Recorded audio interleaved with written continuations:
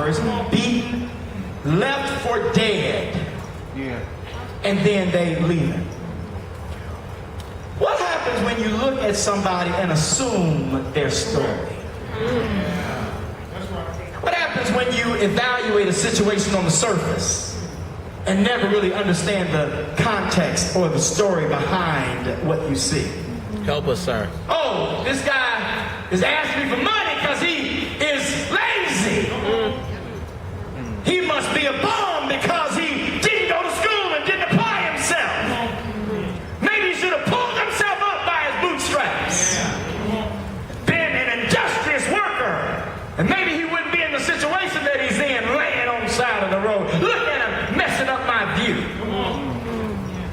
What happens when we begin to make observations about systems that don't have any understanding of how the systems came to be? In the city that I live in, 2% of the kids that graduate are able to read and write. 2% of high schoolers. 98% can't. Is there any outcry? Not at all. Is any church talking about it? Not at all. Is there any meeting? Is there any kind of advocacy going on for kids who will graduate unable to make it in society? Not at all. Why? Because we got to have a musical. Wow. And we got to go on a retreat. From what? And so you all, my concern is that if this man were in 2012, he would already be written off by most of us.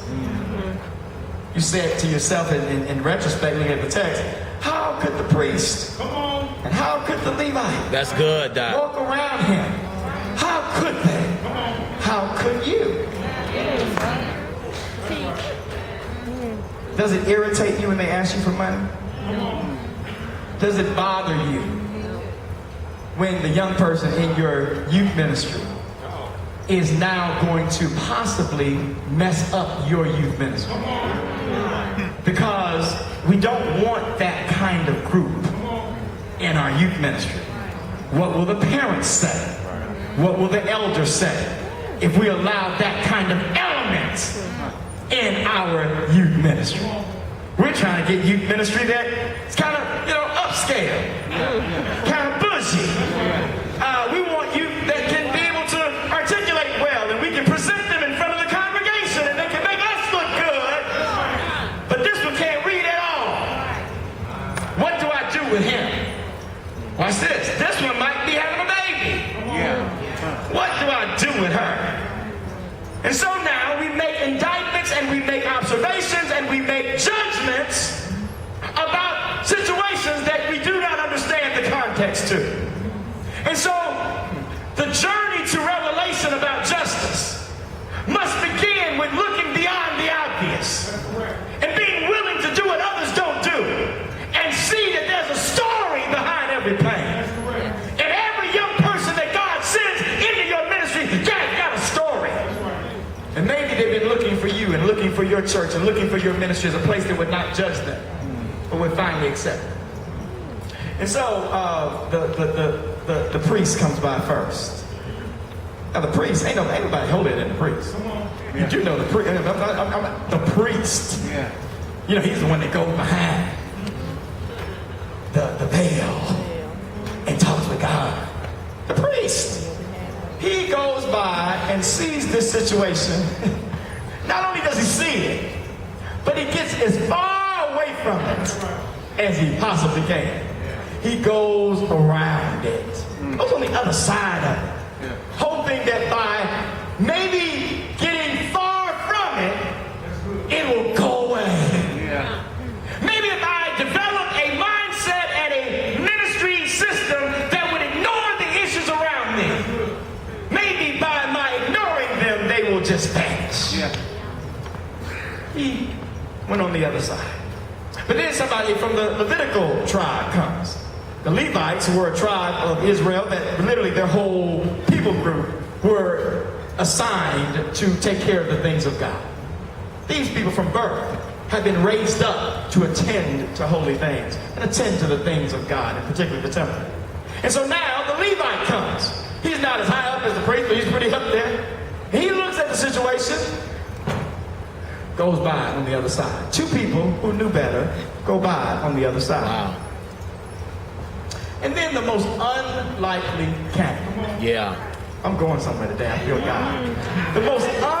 I feel like preaching too. The most unlikely candidate, who is a Samaritan. Teach us. Now y'all, Samaritans are half-breeds.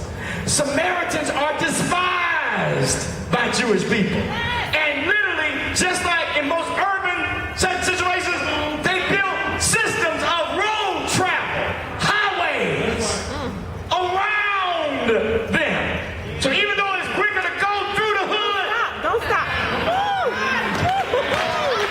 so that I don't have to deal with the hood, I'll be inconvenienced a bit and build a system to travel around it to not have to deal with it. Even though the Samaritans had been treated this way and had a right, when they finally see the one that is the abuser down, chose not to respond in the same way they were responded to. What happens when all of y'all hurt folk get delivered? Now, I know it's a multicultural group, and I'm grateful for it. Let me just speak just for a second to all of the black people that are still angry. And we have rights to be about a lot of things. But some of us have taken the pain of our past and even the pain of our present and used it as an excuse to not minister to the ones who have hurt us. Yeah. Help us, help us. We don't care about the oppressor because we're too wounded to care.